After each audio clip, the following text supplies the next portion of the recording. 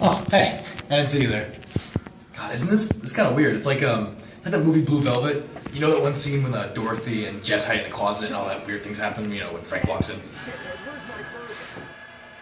One concept that emerges from this scene in Blue Velvet is Jacques Lacan's idea of the real and the imaginary.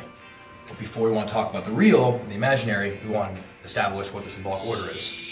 The symbolic order is structural systems which are simultaneously supported by and support social existence.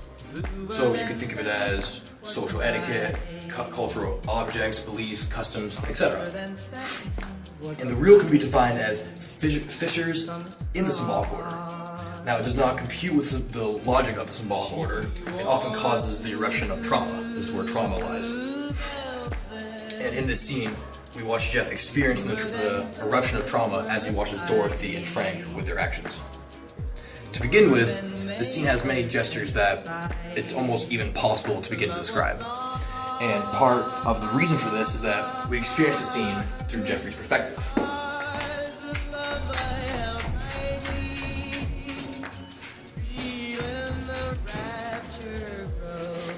As an individual who is closed, or rather closeted into the symbolic order, Jeff's perspective provides very little context into what's happening in the symbolically unmediated underworld that is Frank and Dorothy's reality.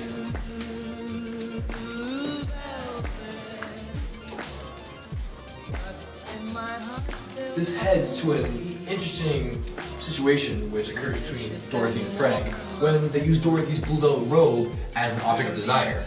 And in this case, we define that as the imaginary.